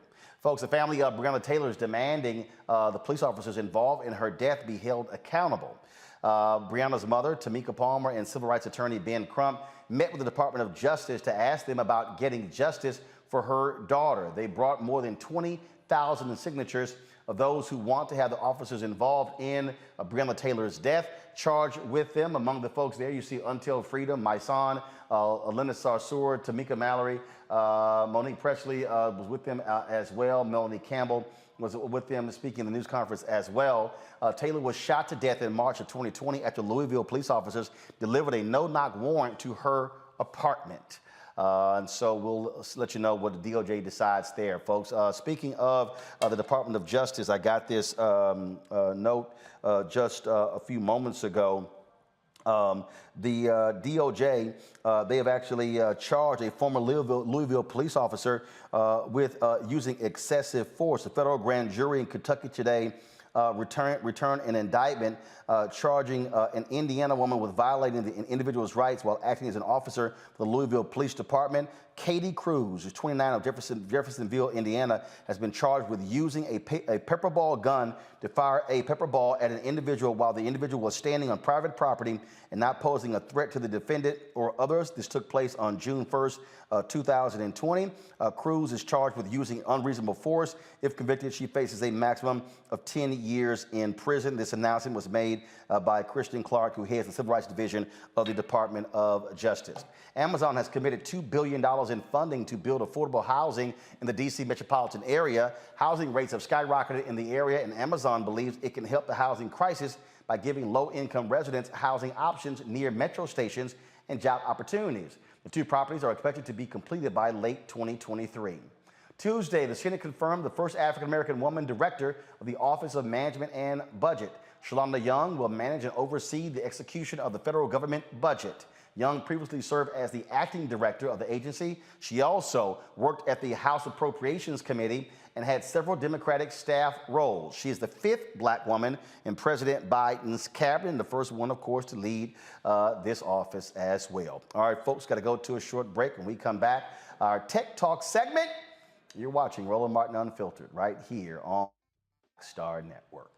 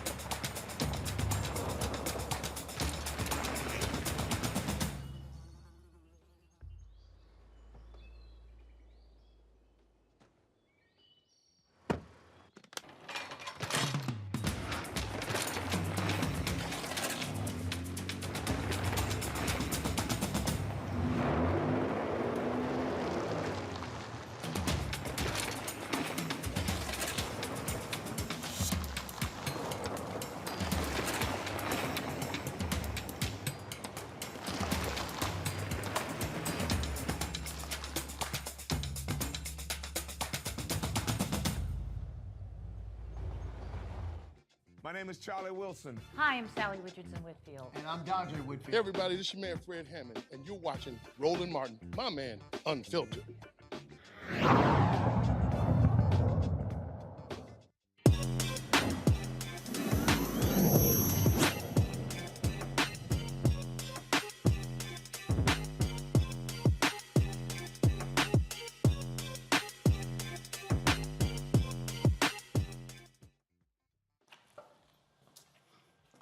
All right, folks, do you have a hard time finding black-owned businesses in your community? Well, a black entrepreneur has created a way for you to find local black companies in one easy step. The BLAPP app allows black merchants to sell products to app users directly. It's BLAPP.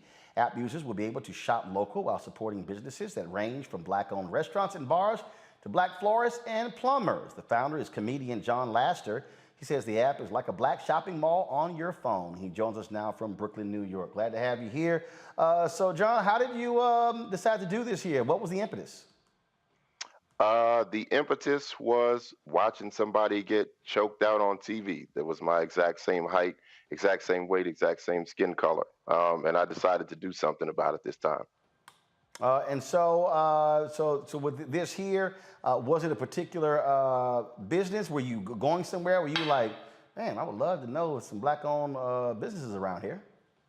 Yeah, man. You know, I've just been always one of those people that, you know, believe the yelling and screaming and boycotting and marching is good to highlight a problem, but it wasn't going to last.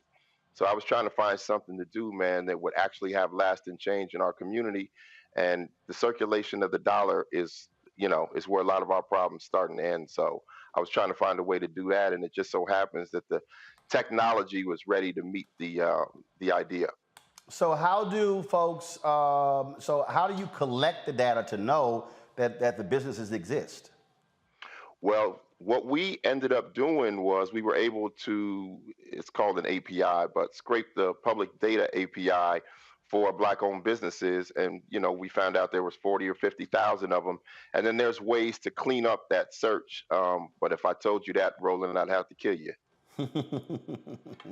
How many businesses would you say you have on the app right now? I would say, man, somewhere around 45 to 50,000. And because it works around the world, and the first question a lot of people ask me, hey, does it work in Dallas? Does it work in St. Louis? Does it work in Seattle? It works in Cedar Rapids, Iowa. It works in Eugene. It works in Toronto. It works in Amsterdam. We put a lot of work into this joint. Questions from our panel. Breonna, I'll start with you. Yes, thank you so much for doing this, because it does really help us to keep our money in our community and fix some of the issues that we've been talking over this segment. One of my main questions is, does it have an ability, kind of like Yelp, so once we go to the business or so forth, for one of us to rate how our experiences with the company, or it just itemizes the closest black hairdresser you have near you, etc. Right. Well, what I did in the app for now, just for now, was you are able to access Yelp and put your reviews in there. For the early going of this, I hate to say this, but I wanted to keep a lot of the negativity out. So I was like, let Yelp deal with that, and we'll just deal with identifying the businesses for now. At some point in time, we will probably have our own ability to review businesses, though. Yeah, I think that it's important for that aspect, because I think a lot of our people do not primarily go to Black-owned businesses if they feel the service is different or whatnot. But if they can also see that we have Black-owned businesses that are excelling, that have great customer service and so forth, and we elevate those and reward those, or have other ones go up to that standard, it helps. Just an idea. Oh yeah, no doubt. I mean, the Yelp information is right there in the app, so it's not like it's literally at the bottom of the screen of the businesses. Like I said, we just chose not to do it inside the app. But if you open up the app, you'll see right there in the corner there's a Yelp review that you can access in one touch. So it's literally a touch away if you want to access that. We didn't leave it out. Yeah. Is the app geolocated? In the sense of okay, perfect. Wherever you're standing, as soon as you open it up, it'll tell you there's no thinking involved, because I needed it to be simple. Oftentimes people want to help you, but you got to help me help you. I'm not going out of my way to do much of anything. So yes, it's geolocated. Robert, question. Well, I think it's a great app. I think it's a great concept. So if you are a Black-owned business, how do you get yourself on the app? How can you make sure to people that you're included in this, so we can get the maximum number of Black businesses included? And I got a follow-up after that. Okay. So in the event that, because none of this tech is perfect, in the back of the app, in the third screen, we added you could just hit these three dots, but we have a feature where it says add a business. So if you are a brick and mortar business, you could just hit add a business, start typing it in, it'll autofill, submit it, and then the business will be, cleared and uploaded. If you're an online business, because we also have online businesses, then we have to verify it on the back end, and then we'll get it on the app like that. But we actually, just a couple weeks ago, 4 or 5 weeks ago, added an add a business feature just for that reason. Absolutely. And me and Roland we've had things like this before. We've talked about this. Is there a way to add a feature that lets you know what a particular Black business is out of before I get there? So like if you out of Whiting, let me know you're out of Whiting before I drive there. There's something like that. Can we include that button in there? That's going to be in our BLAPP Prime. Competing with Amazon, I see. Okay. Yeah, once we get the BLAPP Prime. Yeah, just let me know before I leave the house what you out of. That's all I ask. I just want to know what you out of before I get there. There you go. Yes. There you go. Robert, just pick the phone up and call somebody.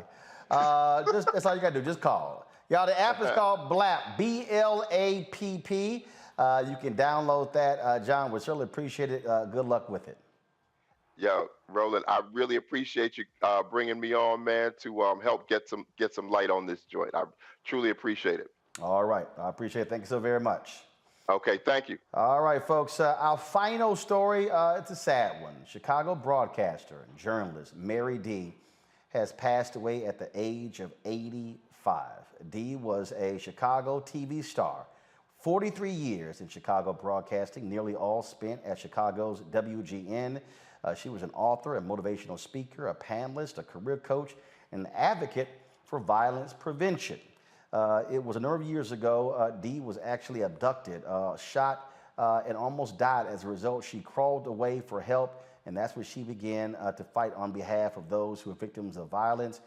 Dee was inducted into the National Association of Black Journalists Hall of Fame. She also got the Lifetime Achievement Award, as well as the Illinois State President of AARP. She died at the age of 85, folks. What is so shocking and stunning is that this was her last tweet. It was actually sent yesterday, and it was sent to the family of Purvis the Blues Man Spann. He passed away yesterday at the age of 89 from Alzheimer's, and you see sending prayers and love to Melody, Pierre, and the family. Melody is one of the daughters of Purvis Spann. Pierre is her husband. This was the last tweet that was sent out by Mary D. And her family posted this on her website. With great sadness, our family announces the loss of our beloved matriarch, the brightest light in our lives, Mary D., who died peacefully in her sleep at home. As you can imagine, our family is simply heartbroken and asks for privacy at this time. This webpage will be updated frequently with final arrangements, memorials, and other details. Folks, I lived 6 years in Chicago, oftentimes crossed Mary D out and about. She was an absolutely phenomenal sister, gorgeous woman, had a smile that, as you can see right here in the photo here, that lit up the entire room, $1 million smile. She moved with grace, she was elegant, she was poised, and she really was a treasure in Chicago. And so it is certainly surprising that she is now an ancestor. And so certainly prayers go out to her family as well, and all of the folks in Chicago and across the country who knew Mary D quite well. Folks, that is it for us. Let me thank Breonna and Robert. We lost Monique earlier due to some Wi-Fi issues in the hotel she was at. We appreciate her being on the show as well. Thanks a bunch. Folks, don't forget, if y'all want to support what we do, our goal here is real simple: to speak to the issues that we care about, and to also cover the stories that no one else is going to cover. And real quick, we were supposed to discuss the Tennessee story. We had the vice mayor of that town booked, but she canceled at the last minute. She has agreed to come on our show tomorrow, and so that's why I held that story. We'll talk about the takeover, the attempted takeover of that city in Tennessee tomorrow right here on the show. And so I just wanted to let you know what we're going to do with that particular story. But don't forget, folks, we need to get to 50,000 downloads of the Black Star Network app.